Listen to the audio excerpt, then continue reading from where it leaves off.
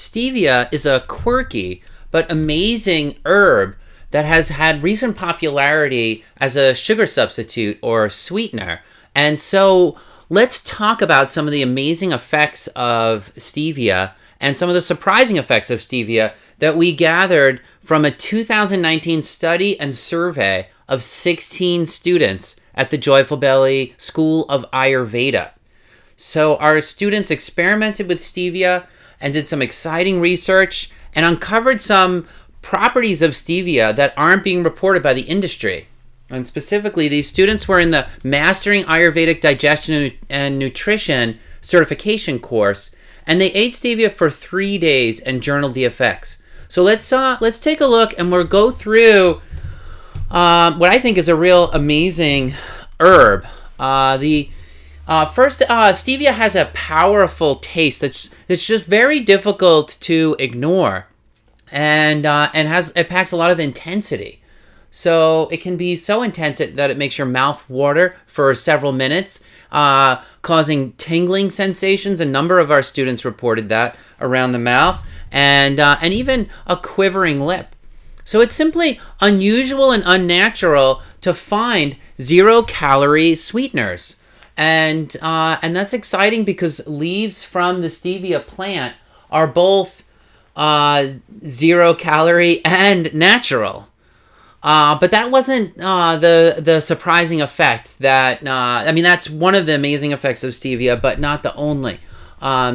So we'll continue. Stevia is very sweet, up to 150 times the sweetness of sugar. And so if you're cooking with stevia, a little goes a long way. And some people even say it has not just a sweet taste, but a mild licorice aftertaste. And it's a slight bitterness. I would equate that to a slight bitterness. And students also reported astringency with it. Stevia on the whole is light, cold, and sharp. And it's also sweet, and that's very unusual. When you get a light sweetener, sweeteners are usually heavy. Sweeteners are usually calming and sedating. But here we have a uplifting sweetener, very unusual, and it's cold and sharp. And we put that sharp quality down because of the intensity of stevia, and that's part of its quirkiness. And we'll continue and expand on that a little bit later. So some people really love stevia. To others, it tastes like a chemical, and it tastes more like a chemical if you purify it and sell it as an extraction, which is how most grocery stores sell it. When you buy stevia from the grocery store, you're not buying a whole leaf. You're buying a highly purified extract, and that extract has a lot more of those bitter compounds in it. And the extract, by the way, is called Reb A. And one student noted that it lingers a little like plastic or a foreign substance. And well, that's because it is. When you're dealing with a highly refined product like that, it is, it is a little bit like a foreign substance. So if you want to get the whole leaf instead of the powder, then you have to order it from an herbal supplier, or you can go to a more natural store, a more natural food store. All right, just a little bit more on the history of stevia, because I think it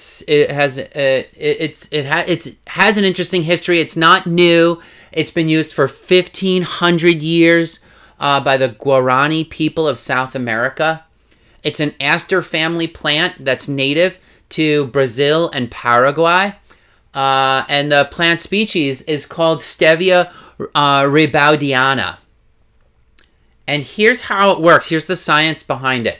That there are glucose residues that are attached to a non-sugar molecule in the plant. So you got to think about there's this like backbone molecule, and then there's all these sugar-like molecules that are branching off from it. And that's what your tongue is tasting. But your body can't actually get the sugar from it because those molecules, those sugary-like molecules, are firmly attached to that backbone. So the sugars aren't digestible, but you taste them. And there's more to this.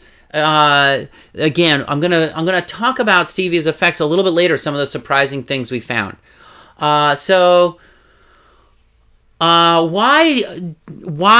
doesn't the grocery store sell the whole leaf? It's harder to make a purified extract. There isn't really much advantage to the purified extract, but grocery stores aren't selling the whole leaf because it hasn't been tested by the FDA. Now, the FDA, the other countries have tested it, like Japan and Europe, and they have approved it, the raw stevia leaf, with generally recognized as safe status. But in the USA, it's approved. The whole leaf is approved for herbal use as an herbal supplement only. Now, here's some more things that are known in the industry. A 2010 study of healthy, lean individuals, 19 healthy people and 20 obese people, found that stevia significantly lowered insulin and glucose levels. So that's interesting. So not only not only is it a 0 calorie, but it actually lowers blood sugar levels. So it's not just keeping the blood sugar levels the same, it's causing them to drop. So there's something more to stevia than just a 0 calorie sweetener. And that's really what struck me as we were doing this study in our program, is that stevia has just all these other properties that make it a very interesting herb. And here's the thing. I've always been suspicious about 0 calorie sweeteners, and I definitely am suspicious of artificial 0 calorie sweeteners. But it turns out that in this study, the participants felt satisfied and full after eating, and that was despite the lower calorie intake. Now that's interesting to me, because I always thought, if you have a 0 calorie sweetener, it's going to really trick your body, almost like fake news, right? That just even tasting the sweet taste will reinforce a sugar addiction, or that when the body is stimulated by all that sugar and then it doesn't get any calories at all, will it just ignite cravings? And I find it very comforting to know that studies suggest otherwise, that that's not the case, that people do feel satisfied afterwards. And so, yeah, I'm cautious of refined products in general, and I'm cautious of a 0 calorie sweetener. It sounds something odd about it, but from studies so far, it appears that stevia is superior than other sweeteners, far superior. So here we're getting into the real nuance, or the real, the meat and potatoes, the nuance, getting down into it here, that more than just those sugary molecules attached to the backbone, there's something about stevia that stimulates your cells. And specifically, research has shown that it stimulates the ion channels of cells that influence your sensory input, and it just puts your sweet taste receptors in hyperdrive. And then those same molecules stimulate the pancreas to produce insulin. Now, I'd love to see more studies on that particular substance in stevia that stimulates the ion channels. I mean, just as a chef, I love to cook. So if I could find something that would, really make my taste buds more sensitive. Think of what that would do to the wine connoisseur industry, or food tasting industry, where people are really trying to come up with great recipes and all that. Well, if your taste buds are stronger, you're going to be able to do that better. Well, so there's something interesting there that I'd like to know more about. Anyway, stevia puts your sweet taste receptors in hyperdrive, and it also, in addition to those same, chemical, whatever it is, that pharmaceutical, or not pharmaceutical, phytochemical, stimulates your pancreas. Well, that same thing also somehow reduces your daily normal liver-based blood sugar level spike in the morning. Every morning, people have a blood sugar level spike as your stress hormones go up just before waking up, so that you can stimulate the body and start using the energy for the day. Well, stevia reduces that blood sugar level spike, and that can be helpful for diabetics. And stevia also, and here's, where, here's where I think we're at the tip of the iceberg here, is that stevia leaves, there's one study that suggests stevia leaves can help with the treatment of diabetic neuropathy. That there's nerve damage for people who have diabetes, and especially in the fingers and toes, and seems like stevia can be used as a treatment for that. So stevia does something to your nerves, something uncanny, something different, right? It's stimulating these sweet taste receptors. It's stimulating the nervous system. In addition to all these other properties, it helps regulate blood sugar levels as well. So some interesting things there, and it's actually so good at helping drop blood sugar levels that a lot of our Vata students, if you don't know a lot about Ayurveda, Vata is the body type that tends towards deficiency. And a lot of our Vata students experienced a really profound drop in their blood sugar level that gave them symptoms of hypoglycemia. So if you're a Vata person, beware. Take caution. Don't really, stevia might not be for you. And here's what one student said. My mind was loopy. I couldn't think while I was trying to do something. I was shaking. So I checked my blood sugar level and it was 40. Normally it's much higher for me. It made me want to eat so my blood sugar level would go up again. So stevia is doing stuff to your blood sugar levels, and it's also doing some things to your nervous system. And here's the exciting thing about our study at the Joyful Belly School of Ayurveda, that students reported that stevia made them happy. Something about stevia gives you a happy mind. Students reported that it lightened their mind and lifted their mood and made it easier for them to concentrate and think.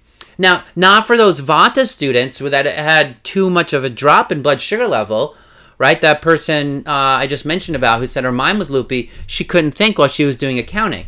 But generally, if your blood sugar level doesn't dip too much, stevia has a nice effect on the nervous system that makes a person feel happy. One of our students even said, stevia makes me feel enlightened. Wow, that's interesting, right? Here's what some other students said. I was able to concentrate and I could study better. I had a happy, light feeling in my mind. I felt a whole body sensation, more calm as well. It stimulated my brain. I had lots of creative ideas. It left a cool feeling behind the eyes and I felt peaceful. And then lastly, I felt a wave of lightness on my chest and whole body. Now, there is a very recent study in 2017 suggesting that stevia is adaptogenic and a brain tonic. Now, adaptogenic basically means that it can help mitigate stress, right? and keep your mind steady. And so stevia is adaptogenic and a brain tonic. Very exciting there. And this is what our students testified to. That they felt sharp, focused, and alert, but at the same time grounded, calm, content, and relaxed. That they were excited and joyful, but not jittery like coffee. And I think that's great. Something that that can calm you and improve focus at the same time, where it stimulates but is grounding. Is kind of contradictory, but at the same time possible, right? And it seems like stevia is doing that. So it wasn't all happy, as I mentioned before. For some individuals, stevia didn't work for them, and I think this is due to dosha, and I'm going to talk a little more about that. But the Vata students in particular felt that stevia was too stimulating, and it made them more restless, and they woke up early during the experiment, so it disturbed their sleep. She said her mind was so busy. Another student remarked, my mind was racing. It aggravated my pitta and induced a hot flash. And I think that it aggravated the student's pitta, but I think it was still coming from that person's Vata. It was Vata influencing their pitta, but I don't want to get into all those details. But another student said, my mind was irritated because it was simply too sweet. So I think these effects are dosha related. That kapha individuals that tend to be have a lot of heaviness in the mind felt their spirits were lifted. But the Vata people found it too intense because of their deficiency, and in some case, as I mentioned, it aggravated Pitta because of that intensity too. A few students drank it with coffee and complained that stevia made the coffee more buzzy, and that irritated their stomach. So I wouldn't combine stevia with something that is a stomach irritant or even just another stimulant. It's enough of a stimulant on its own. So students said that the best way to get the mental benefits of stevia was cooking with it instead of making a tea with it, because this diluted it enough and it gave it a little more substance so that you could experience the mental effect instead of just the intense stimulating effect. All right, I've already kind of let the cat out of the bag that stevia is stimulating, that the intensity is just, can stimulate the stomach. And that was a pleasant for Kapha people, but not so pleasant for Vatas that are a little bit more deficient. So Vatas have a thin mucus barrier in the stomach and a more sensitive nervous system. And for them, stevia caused a little nauseousness, sourness, and acid reflux. Right? Well, there's no one-size-fits-all herb, right? There's no herb that's great for everybody. Every herb has a segment of the population that it doesn't work for, and another segment that it really doesn't do anything either way, that it's neutral, and then another that it helps. And stevia is like that too. So for these people who had the more thin mucus barrier, Vata students, they reported, my stomach was buzzing and fluttering after taking stevia, or it gave me a sour feel, another said. And then another said, it gave me a stomachache and slight nausea that went away quickly. And another said, I had a flood of saliva and an increase of enzymes in my stomach. So once the stevia was digested and processed, however, students said it had a cooling after effect. And that the Kapha students who had that thicker mucus barrier and a less sensitive nervous system only experienced the cooling effects and the mental uplift. So, so for once those cooling effects, once the initial stimulation was over, students said it had a chilling effect on my stomach, or it felt cold and it made my stomach contract and tighten. So stevia is cooling. And also I'll say this, that sugar is usually gassy and mucus forming, but because stevia is indigestible, it doesn't cause gas, and it's not mucus forming, because even the bacteria that cause the gas can't digest the stevia, and that's why it's not gas. All right, great. So we've gone over medicinal effects of stevia. Let's do some quick cooking notes here and how to use it in formulas, and then we'll talk about buying stevia as well. So cooking with stevia, it's pretty versatile as a sweetener because it's heat stable, pH stable, and it's not fermentable. And that means you can cook with it, you can squirt a lemon on it, and it won't destroy it. Other molecules are more sensitive, and the sourness or the acids of the lemon could break it down. And well, anyway, that doesn't happen with stevia. It's stable. And it's also not gassing your stomach. I mentioned that. But here are the main effects that we've talked about: stimulating effect, cold effect, and the intensity of stevia. Sometimes you want to balance those effects to get what you want out of the herb. And okay, so if you're trying to stimulate yourself, or you need the stimulating effects of stevia, pair it with mint, because mint is also stimulating. But if you're trying to reduce the stimulating effect, then you want to pair it with something grounding, like almond or coconut milk instead of water, or even with regular cow milk instead of water as a base in your stevia tea, right? Because those milks have substance to them, and the dull, heavy qualities will prevent hypoglycemia, and they'll settle your stomach so you don't get the nausea or sourness. And yeah, so stevia, it's an etheric herb. So if you want something a little earthy, just put it in a milk instead of in water. All right, now if you don't want the cold effect of stevia, warm it up with turmeric. Turmeric is a great way to warm up stevia because it's hot without being spicy. So turmeric won't stimulate you. And that's great because stevia is already stimulating. So that's, I think, the ideal herb for just the warming part of it. If you chose something like cayenne pepper to warm it up, it'll be stimulating just like stevia, and that might make that action a little too strong.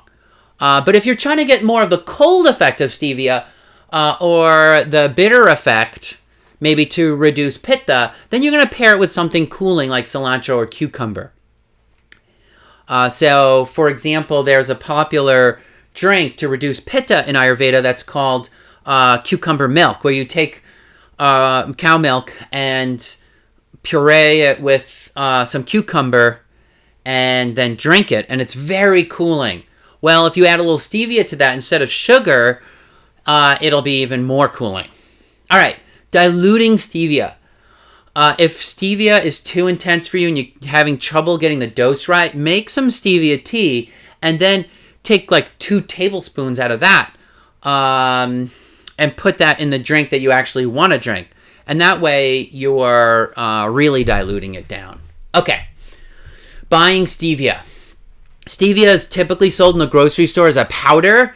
And what they do is they take a highly purified extract from the whole leaf, and then they will mix it with some additives like dextrose, maltitol, and erythritol. And that dilutes the intensity. And then some of the other additives are inulin and anti-caking agents. And I just want to mention that these other additives have effects on your body, just like anything you put in your body has an effect on it. So dextrose is particularly cooling.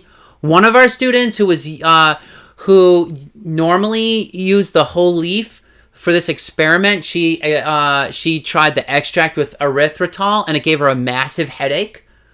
So those additives, if you have a bad effect from stevia, just maybe it's from the additive.